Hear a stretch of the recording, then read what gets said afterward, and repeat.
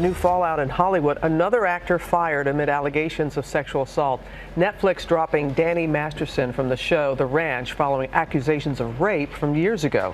He joins a growing list in Hollywood facing accusations, then lost film and TV projects. And Amy, I know you have more on all this. That's right. We know that Masterson was fired on Tuesday by Netflix. The accusations, as you say, go back to the early 2000s when he was starring in the hit sitcom That 70s Show. Well, now Masterson is firing back, and he is fueling the emerging debate about how to treat people who deny accusations against them and have not been charged with a crime. Danny Masterson, who shot to fame in That 70s Show. They wouldn't take Anne Murray's greatest hits?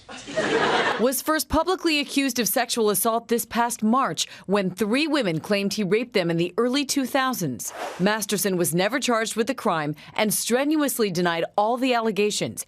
He continued starring on the Netflix show The Ranch. That's basically how it goes. But this morning, Netflix, which already cut ties with 2 of their biggest stars, Kevin Spacey and Louis C.K., after allegations of sexual misconduct, announced they have fired Masterson from The Ranch, telling ABC News Monday was his last day on the show and production will resume in early 2018 without him. Masterson fired back with his own statement, writing, "From day one, I have denied the outrageous allegations against me. Law enforcement investigated these claims more than 15 years ago and determined them to be without merit." The actor adding, "In this country, you are presumed innocent until proven guilty. However, in the current climate, it seems as if you are presumed guilty the moment you are accused." Fans aren't patient. They're not going to wait for somebody who has been accused by multiple women to actually be charged and convicted before they expect action on the part of studios. According to a report in the Huffington Post, one woman alleging he forced himself on her at a house party, then choked her when she fought back. The LAPD reportedly investigating, then closing that case back in 2004 after the Church of Scientology, of which Masterson is a lifelong member, allegedly submitted over 50 affidavits in support of the actor. At least one of the cases against Masterson still being investigated, according to the LAPD. Overnight, a Hollywood legend questioning a possible rush to judgment against some of those accused of sexual misconduct. Oscar winner Dustin Hoffman accused by a former intern of lewd comments and inappropriate touching on the 1985 set of the TV movie Death of a Salesman when she was 17. Firing back when questioned by HBO host John Oliver at an event Monday night. Do you believe the stuff that you read? I believe what she wrote, yes. Why? Because there's no point in her lying. Well, there is a point in her not bringing this up for 40 years. Really? Oh, just.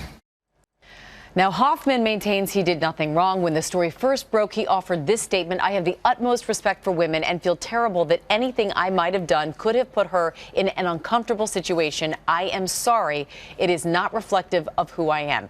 As for Masterson, he emphatically denies the allegations, saying he has never been charged with a crime, let alone convicted of one. All right, let's continue this conversation, Amy. Let's bring in our chief legal correspondent, Dan Abrams, and former People magazine editor, Larry Hackett. Here we are again. And you heard in Amy's report, Masterson has strongly denied these accusations, and he says, you know, you're innocent until proven guilty. Yeah, I think that innocent until proven guilty is a little bit of a misunderstood phrase, right? That is what applies in a criminal court when the government has the power to take away your freedom. We intentionally stack the deck in favor of the defendant to say, we're not going to put you in jail unless we can prove this really high standard.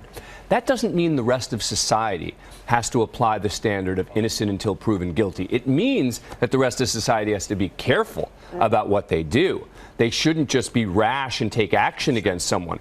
I think that the challenge for him here is the serial nature of the allegations and the type of allegation. You're not talking about, like Dustin Hoffman, you're talking about allegations of rape, and you're talking about, according to reports, from multiple accusers, and that puts Netflix in a tough spot. And I'm glad you cleared it up like that, because when there's just so many different cases out there, and this one is, you know, very serious. And you know, and we in the law always talk about first degree, second degree, third degree. And I think it's important to do that in this context too, which is to say there are the most serious. There's the Harvey Weinstein, right, which involves an enormous number of them, and it includes allegations of sexual assault. And then it goes down from there to the bottom ones, which are inappropriate comments, etc. And I think that the different kinds of allegations have to be treated differently. Yep. And some of them are starting to fight back, because we saw with Ruth Ratner, like he is suing for defamation. Do you think we're going to see more now? Well, look, it depends. If they didn't do it, you'll see them suing. The problem with something like Ratner is there are a number of allegations against him, and there's only one person he's going after.